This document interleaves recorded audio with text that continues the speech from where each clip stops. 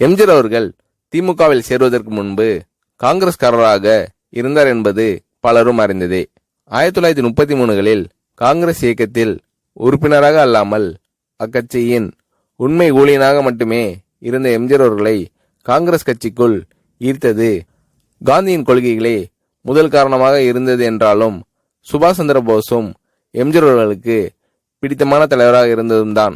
அந்த காலகட்டங்களில் காங்கிரஸில் உள்ள ஈடுபாட்டின் காரணமாக கதர ஆடைகளையே அணிந்து வந்தார் எம்ஜிஆர் அவர்கள். அந்த காலகட்டங்களில் கள்ளுக்கடை, சாராய கடைகளுக்கு எதிராக மறியல் போராட்டம் தீவிரமாக நடைபெற்று வந்தபோது அப்போராட்டத்தில் தனது இளமை பருவத்திலே கலந்து கொண்டு தனது நாட்டுப்பற்றை வெளிப்படுத்தியவர் எம்ஜிஆர் அவர்கள்.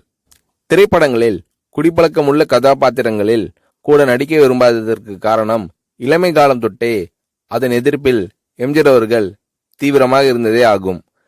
எம்ஜிஆர் அவர்கள் தனது சிறு வயதில் சென்னை வால்டாக் சாலை பகுதியில் தனது அண்ணன் சக்கரபாணி மற்றும் தனது தாயாருடன் வசித்து வந்த சமயத்தில் Madurai original boys company Chennai ஒற்றவாடை தியேட்டரில் நடத்தி வந்த பதிபக்தி நாடகத்தில் நடித்து கொண்டிருந்தார் எம்ஜிஆர் அவர்கள்.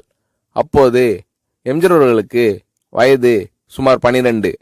அந்த நாடகம் குடிப்பழக்கத்தால் ஏற்படும் தீமைகளை விளக்குவதாக அமைந்தது. அவ்வாறு ஒரு சமயம் எம்ஜிஆர் அவர்கள் குடியிருந்த இல்லத்திற்கு முன்பு கள்ளுக்கடைகளுக்கு எதிராக மறியல் போராட்டம் நடைபெற்று வந்தபோது அந்த மறியல் போராட்டத்தில் தானும் கலந்து கொள்ள வேண்டும் என்று விரும்பி எம்ஜிஆர் அவர்கள் தனது அண்ணன் சக்கரபாணியிடம் நாடக கொட்டகைக்கு வரை சென்று வருகிறேன் என்று கூறி மறியல் போராட்டத்தில் ஈடுபட்டிருந்த காந்திக்குள்ள அணிந்திருந்த ஏராளமான காங்கிரஸ்காரர்களுடன் கலந்து கொண்டு பின்னர் அவர்களுடன் கைது செய்யப்பட்டு சென்னை பூக்கடை காவல் நிலையம் கொண்டு செல்லப்பட்டு பின்னர் வயதின் காரணமாக விடுவிக்கப்பட்டார் என்பது குறிப்பிடத்தக்கது. அது மட்டுமின்றி அக்காலகட்டங்களில் காந்தியவாதியாக இருந்த எம்ஜிஆர் அவர்களுக்கு காங்கிரஸ் மீது எந்த அளவு பற்றுதல் இருந்ததோ அதே அளவு காந்தியடிகள் மீதும் பற்றுதல் இருந்தது. அப்போது எப்படியும் காந்தியடிகளை சந்தித்து காந்தியடிகளின் ஆசியை பெற்றுவிட வேண்டும் என்பது எம்ஜிஆர் அவர்களின் ஆழ்ந்த எண்ணமாக இருந்து வந்தது. காந்தியடிகளை சந்திக்க வேண்டும் என்ற எம்ஜிஆர் அவர்களின் உண்மையான உணர்விற்கு வழியும் கிடைத்தது. அப்போது எம்ஜிஆர் அவர்களும் அவரின் அண்ணன் சக்கரபாணியும் நடித்து வந்த ஒரிஜினல் பாய்ஸ் கம்பெனி சென்னையை விட்டு வெளியூர்களுக்கு நாடகம் நடத்த புறப்பட்டது.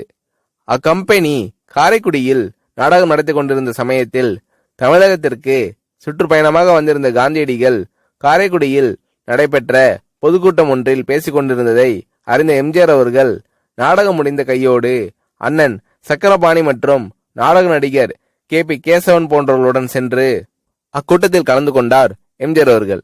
அப்போது காந்தியடிகள் குவைட்டா பூகம்பத்தில் பாதிக்கப்பட்டவர்களுக்கு நிதியுதவி வழங்குமாறு கேட்டுக்கொண்டார். பொதுமக்கள் அனைவரும் வரிசையில் நின்று தங்களிடம் இருந்த பணம் மற்றும் பொருட்களை காந்தியடிகளிடம் கொடுத்தனர். சக்கரபாணி உட்பட உடன் வந்திருந்த யாரிடமும் அப்போது பணம் எதுவும் இருக்கவில்லை.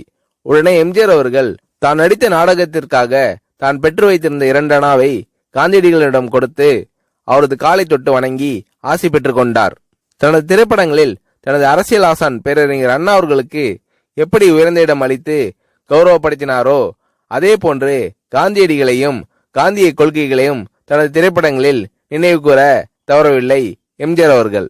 இவ்வாறு தனது சிறு வயது முதலே நாட்டுப்பற்றையும் தேசத்தின் நலனையும் தன்னோடு பதித்து கொண்டு நாட்டிற்காக பாடுபடும் மகாத்மா காந்தி போன்ற தலைவர்களின் கரங்களுக்கு தன்னாலான வலு சேர்க்க வேண்டும் என்ற உயரிய எண்ணத்துடன் வாழ்ந்து காட்டியவர்தான் எம்ஜிஆர் அவர்கள்.